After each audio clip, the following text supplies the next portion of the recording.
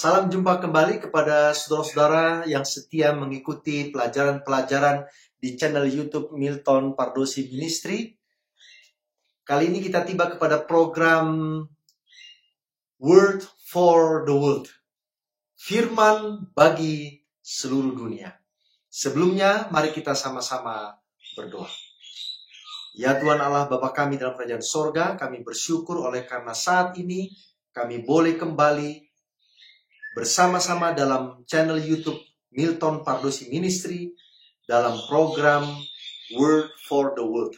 Berkati kami Tuhan dengan urapan Roh Kudus-Mu agar kami boleh memahami pelajaran yang akan kami pelajari pada saat ini. Ampuni dosa kami Tuhan, dalam nama Yesus kami berdoa. Amin. Judul pelajaran kita pada saat ini adalah mata dan telinga yang berfungsi. Saudara-saudaraku, kita punya mata, kita punya telinga. Tapi mohon maaf, ada yang mempunyai mata, tetapi mata ini tidak berfungsi, tidak bisa melihat. Ada yang mempunyai telinga, tetapi telinganya tidak bisa berfungsi, dia tidak bisa mendengar. Ternyata kondisi seperti ini juga digambarkan di dalam Alkitab. Ketika umat-umat Tuhan di masa Alkitab itu, mereka mempunyai mata, lengkap kedua matanya. Bahkan mereka bisa melihat secara jasmani. Mereka mempunyai telinga, lengkap dua telinga mereka. Mereka bisa mendengar secara jasmani. Tetapi Alkitab mencatat, mereka ternyata tidak bisa melihat secara rohani. Dan mereka juga tidak bisa mendengar secara rohani. Apa yang kita mau pelajari pada saat ini adalah bagaimana pengalaman umat-umat Tuhan, khususnya bangsa Israel di masa yang lampau dalam perjanjian lama.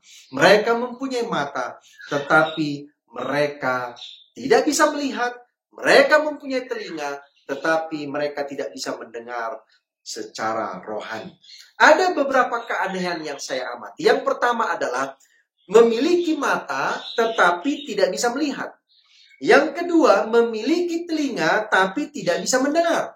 Yang ketiga, memiliki mata tetapi suka melihat yang tidak benar. Yang berikut, memiliki telinga tetapi suka mendengar yang tidak baik. Itu sebabnya ada lagunya itu. Awas mata yang selalu melihat, jangan suka lihat yang tidak baik. Awas telinga yang selalu mendengar, jangan suka mendengar yang tidak baik. Mari kita buka dalam Yesaya pasal yang ke-42 ayat yang ke-18. Yesaya pasal 42 ayat yang ke-18. Saya akan bacakan, demikianlah bunyi firman Tuhan dari ayat 18 sampai ayat yang ke-20. Dengarkanlah hai orang-orang tuli, pandanglah dan lihatlah hai orang-orang buta. Apakah Israel ini buta secara jasmani? Tidak, saudara-saudara. Apakah mereka tuli secara jasmani? Tidak. Mereka bisa melihat, mereka bisa mendengar. Tetapi Tuhan katakan melalui Yesaya, dengarkanlah hai orang-orang tuli, pandanglah dan lihatlah hai orang-orang jahat, siapakah yang buta selain dari hambaku, dan yang tuli seperti utusan yang kuutus, siapakah yang buta seperti suruhanku, dan yang tuli seperti hamba Tuhan. Engkau melihat banyak tetapi tidak memperhatikan. Engkau memasang telinga tetapi tidak mendengar. Saya ringkaskan apa yang dikatakan Tuhan kepada Yesaya mengenai Israel, khususnya para pemimpin. Yang pertama, orang Israel dinyatakan Tuhan sebagai tuli. Tetapi Tuhan meminta Israel untuk mendengar. Ini aneh, saudara-saudara. Tuhan katakan kamu ini tuli, tetapi disuruh mendengar. Yang kedua, orang Israel dinyatakan Tuhan sebagai buta, tetapi Tuhan meminta Israel, pemimpin Israel, untuk melihat. Bagaimana Tuhan meminta yang tuli mendengar, yang buta melihat? Israel secara jasmani mereka bisa mendengar, mereka bisa melihat, saudara-saudara, secara jasmani. Tetapi di ayat yang ke-20, ini sebenarnya yang diminta oleh Tuhan ketika Tuhan katakan, dengarkanlah hai orang yang tuli dan lihatlah hai orang yang buta. Apa katanya di ayat yang ke-20? Engkau melihat banyak. Ini secara jasmani. Engkau melihat banyak, tetapi tidak apa? Memperhatikan. Apa bedanya melihat dengan memperhatikan? Engkau memasang telinga, tetapi tidak mendengar. Saudara-saudara, kita boleh saja tiap hari melihat orang lalu lalang di hadapan kita. Mobil lalu lalang di hadapan kita. Tetapi boleh saja kita tidak memperhatikan siapa yang lewat itu. Pakai baju apa yang lewat itu. Mungkin kita tidak perhatikan mobil yang lewat itu. Plat nomornya apa. Mungkin kita tidak perhatikan mobil yang lewat itu, velg bannya apa. Di sini bedanya melihat dengan memperhatikan, saudaraku. Nah, Tuhan tidak menyuruh Israel melihat secara jasmani, mendengar secara jasmani. Tetapi Tuhan mau mendorong Israel, para pemimpin Israel, untuk melihat dan mendengar, memperhatikan, mengamati dengan mata, telinga, rohani mereka. Engkau melihat banyak, tapi engkau tidak memperhatikan. Engkau memasang telingamu, tetapi engkau tidak mendengarkannya. Mari kita ingat baik-baik kata melihat dan mendengar yang Yesaya tekankan dalam Yesaya pasal yang ke-42 ayat 18 dan yang ke-20. Artinya apa yang mau disampaikan oleh Tuhan kepada bangsa Israel melalui Yesaya? Yang Tuhan mau sampaikan adalah fokus, saudara-saudara. Satu kata saja, fokus. Seringkali tadi saya katakan kita melihat tapi kita tidak memperhatikan. Seringkali kita mendengar tapi kita tidak menyimak. Seandainya saya menjadi seorang mahasiswa di ruangan kelas, saya mendengar dosen saya itu ngomong 1 jam, 2 jam. Tetapi saya tidak memperhatikan apa yang dosen saya katakan.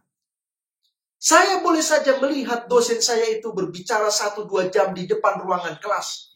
Tetapi saya tidak memperhatikan bagaimana sisiran dosen saya itu. Baju apa yang dipakai dosen saya itu. Jam tangan apa yang dipakai oleh dosen saya itu. Saya tidak perhatikan. Tapi saya lihat ada orang berdiri di depan ruangan kelas. Inilah yang disampaikan oleh Tuhan kepada Yesaya tentang bangsa Israel dan juga pemimpin-pemimpin Israel ini. Mari kita bandingkan dengan Matius pasal yang ke-13 ayat 14 dan 15. Matius 13 ayat 14 dan 15. Demikianlah bunyi firman Tuhan. Maka pada mereka genaplah nubuat Yesaya yang berbunyi, kamu akan mendengar dan mendengar, namun tidak mengerti. Kamu mendengar dan mendengar 2 kali, saudara. Namun tetap tidak mengerti. Kamu akan melihat dan melihat, namun tidak menanggap. Sebab hati bangsa ini telah menebal, dan telinganya berat mendengar, dan matanya melekat tertutup, supaya jangan mereka melihat dengan matanya, dan mendengar dengan telinganya, dan mengerti dengan hatinya, lalu berbalik sehingga aku menyembuhkan mereka.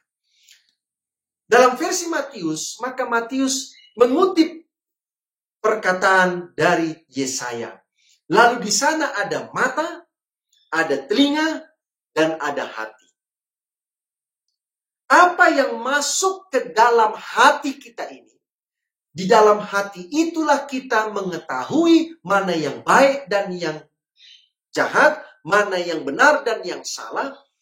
Semua informasi yang masuk ke dalam hati itu, saudaraku, lewat mata dan lewat telinga. Apa yang kita lihat itu masuk ke dalam hati kita. Apa yang kita dengar itu masuk ke dalam hati kita. Dan di dalam hati itulah semua informasi itu diproses. Dan akhirnya kita mengambil sebuah keputusan. Matius katakan mengutip kalimat dari Yesaya. Engkau melihat dan melihat namun tidak menanggap.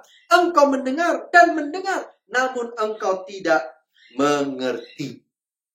Sehingga hatimu pun tidak bisa memahami akan kebenaran firman Tuhan. Ada mata, ada telinga, ada hati. Perhatikan baik-baik. Ketiga unsur ini. Ada mata, ada telinga, dan ada hati. Karena mata tertutup, karena telinga tidak bisa mendengar, akhirnya hati menjadi degil.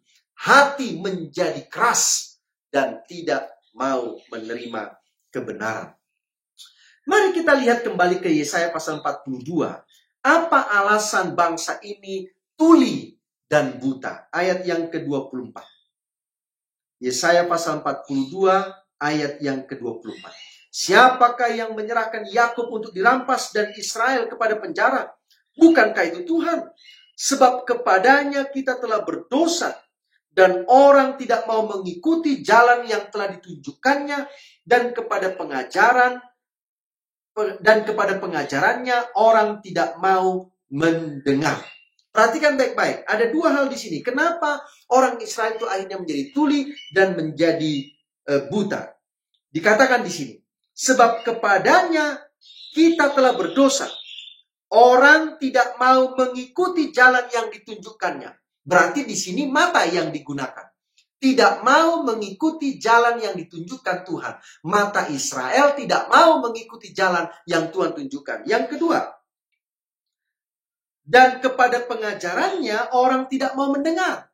Itu berarti Israel menolak kebenaran firman Tuhan.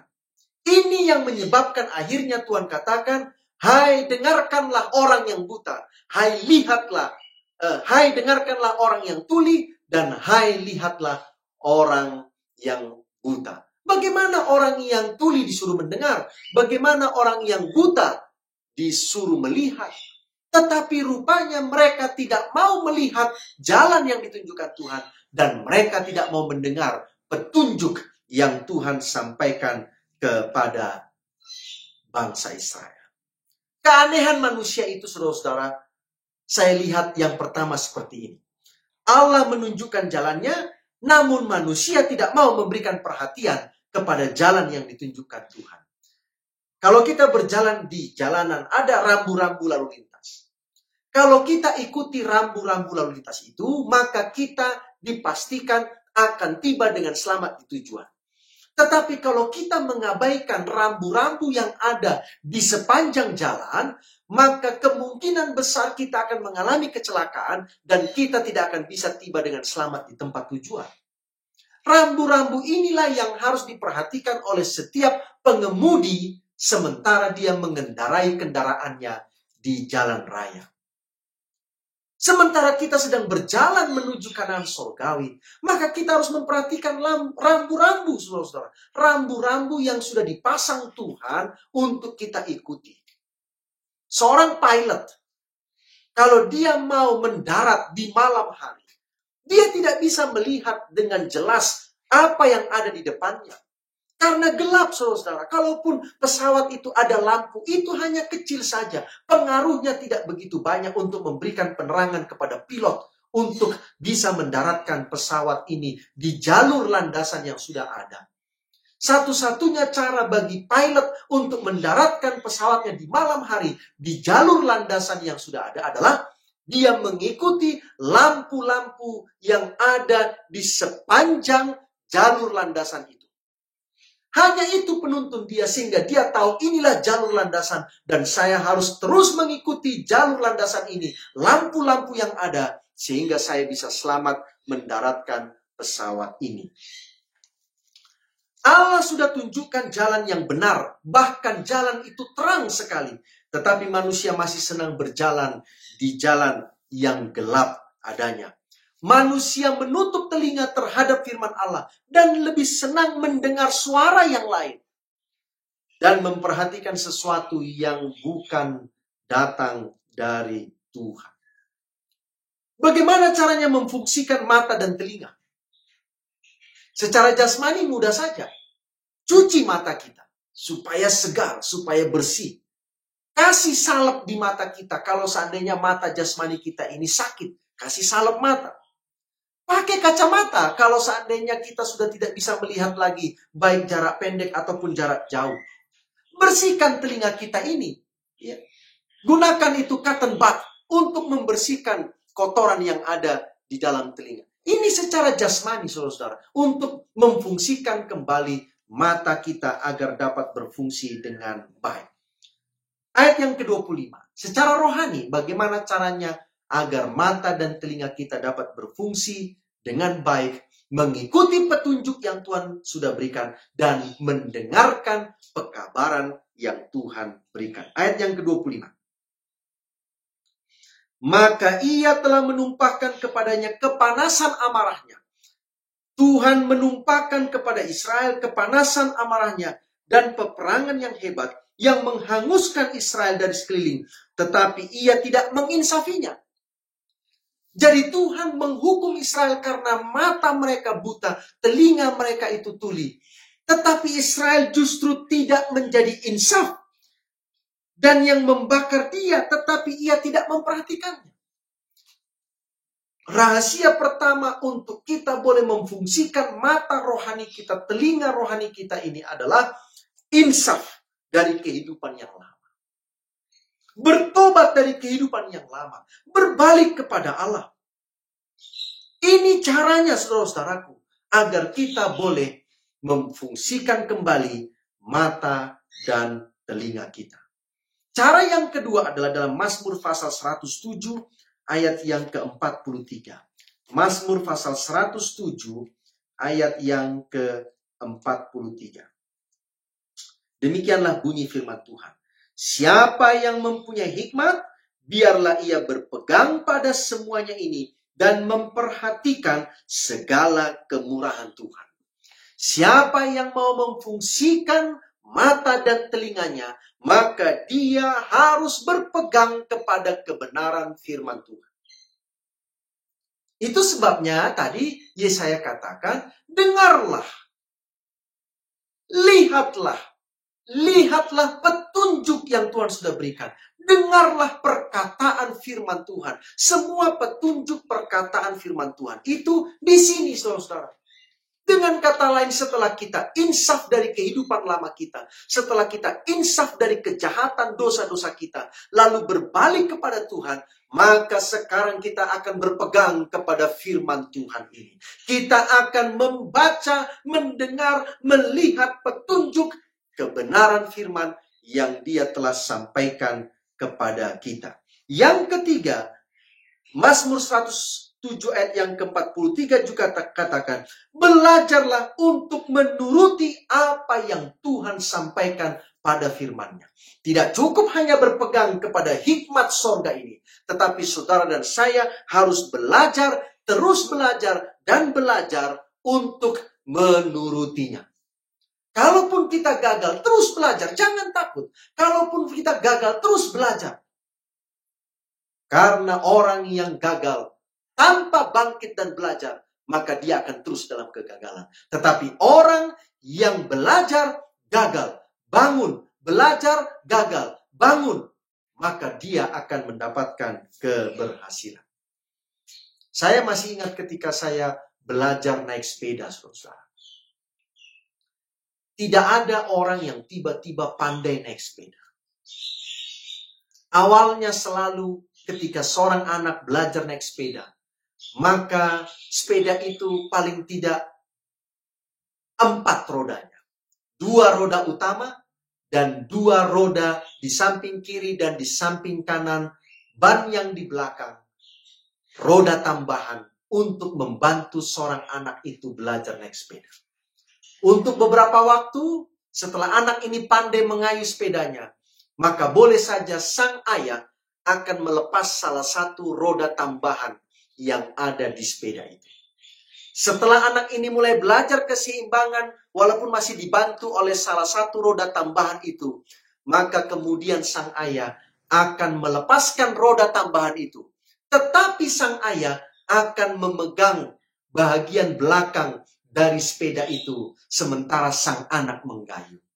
Lalu ketika sang ayah melihat bahwa sang anak ini mulai sudah berhasil menjaga keseimbangannya, lalu sang ayah pelan-pelan akan melepaskan sepeda itu sambil mengejar dari belakang untuk berjaga-jaga, siapa tahu sang anak jatuh.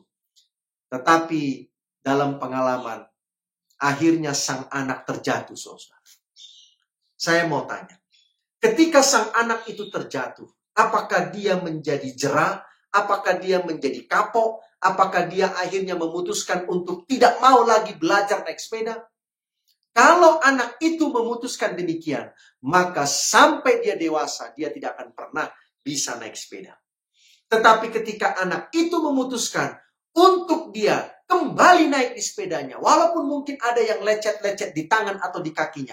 Tapi dia memutuskan untuk naik lagi sepeda itu. Lalu dia mengayuh sepedanya. Mulai seimbang. Tiba-tiba ada lubang kecil di jalan itu. Lalu dia melewati lubang kecil itu dan hilang keseimbangan. Dia jatuh lagi.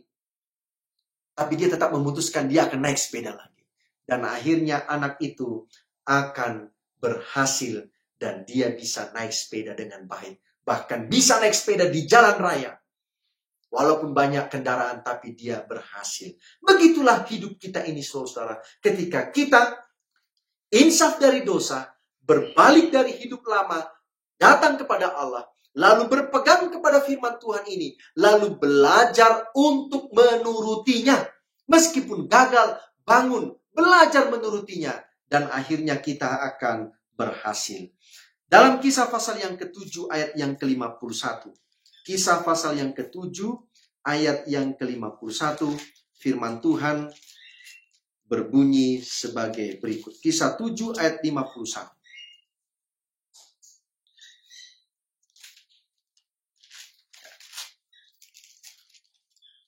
Hai orang-orang yang keras kepala dan yang tidak bersunat hati dan telinga. Kamu selalu menentang Roh Kudus, sama seperti nenek moyangmu. Demikian juga kamu. Apa yang dikatakan dalam kisah ini? Hai orang yang keras kepala. Kalau tadi dalam versi Matius, hai kamu yang tebal hatinya, degil hatinya, keras kepala. Kamu tidak bersunat hati dan telinga. Telinga ini harus disunat. Hati kita yang keras ini harus dipotong, saudara. Supaya hati yang keras itu keluar dari hati kita. Dan tinggallah hati yang lembut. Supaya telinga kita ini boleh dibersihkan, saudara. Saya belum pernah lihat ada orang sunat telinga. Tetapi Alkitab katakan sunat telinga ini bukan berarti dipotong telinganya. Sunat telinga artinya dibersihkan telinga ini dari hal-hal yang menghambat kebenaran firman Tuhan masuk ke dalam hati kita. Wahyu 13 ayat yang ke-9.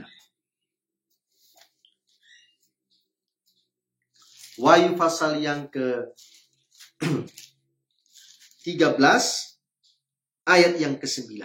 Barang siapa bertelinga, hendaklah ia mendengar.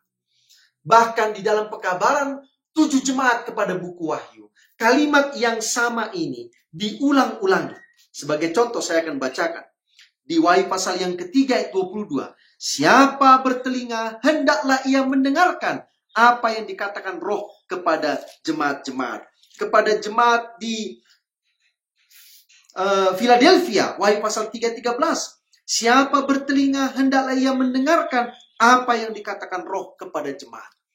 Kalau saudara punya telinga, kalau pendeta Pardosi punya telinga, maka kita wajib mendengar. Bukan hanya mendengar secara jasmani apa yang disampaikan, apa yang terdengar di sekitar kita. Tetapi kita mendengar apa yang Tuhan katakan kepada kita. Kita harus menjadi peka kepada suara Tuhan. Kita harus menjadi peka kepada apa yang Tuhan katakan. Kita harus menjadi peka kepada apa yang Tuhan tunjukkan kepada kita. Saudara-saudara yang kekasih, sahabat-sahabat saya yang setia mengikuti channel YouTube Milton Pardosi Ministry. Pastikan telinga dan mata kita secara rohani berfungsi dengan baik. Tiap-tiap hari, tiap-tiap saat kita boleh saja mendengarkan, membaca, melihat firman Tuhan itu. Tiap-tiap hari, tiap-tiap saat boleh saja kita melihat bagaimana Tuhan bekerja dalam hidup kita, bekerja dalam hidup orang lain, bagaimana Tuhan merubah hidup orang lain. Tapi boleh saja Tuhan tidak berhasil merubah hidup kita karena mata dan telinga kita tidak berfungsi dengan baik, sehingga hati kita menjadi degil, menjadi keras kepala. Tuhan katakan, sunat hatimu, sunat telingamu, bersihkan matamu, gunakan salep yang diberikan Tuhan kepada kita, maka mata dan telinga kita akan berfungsi dengan baik. Kiranya Tuhan memberkati saudara-saudara, kita akan punya mata, punya telinga yang berfungsi dengan baik, memperhatikan petunjuk-petunjuk firman Tuhan, mendengarkan petunjuk firman Tuhan, sehingga hati kita akan diubahkan oleh kuasa Roh Kudus Tuhan memberkati kita. Mari kita berdoa. Ya Tuhan Allah Bapa kami dalam kerajaan sorga, terima kasih ya Tuhan oleh karena pada saat ini kami sudah belajar bagaimana agar mata jasmani kami, telinga jasmani kami boleh berfungsi untuk mendengarkan firman Tuhan, melihat petunjuk-petunjuk firman Tuhan, sehingga hati kami akan diubahkan dan kami menjadi pengikut Yesus, anak-anak Yesus, anak-anak Tuhan yang setia kepadamu. Berkati seluruh sahabat-sahabatku yang sudah setia mengikuti pelajaran-pelajaran di program channel YouTube Milton Pardusi Ministry, agar mereka diberkati secara jasmani, rumah tangga mereka, pekerjaan hidup pribadi mereka, terlebih mereka juga diberkati secara rohani, sehingga mereka semakin setia kepada Tuhan. Terima kasih ya Tuhan, ampunilah dosa kami, dalam nama Yesus kami berdoa. Amin. Terima kasih banyak saudara-saudara, jangan lupa subscribe, bagikan link ini, tekan tanda belnya, dan saudara akan terus mendapatkan pemberitahuan bila mana ada pelajaran-pelajaran yang baru di channel ini. Terima kasih banyak, Tuhan memberkati kita semuanya. Amin.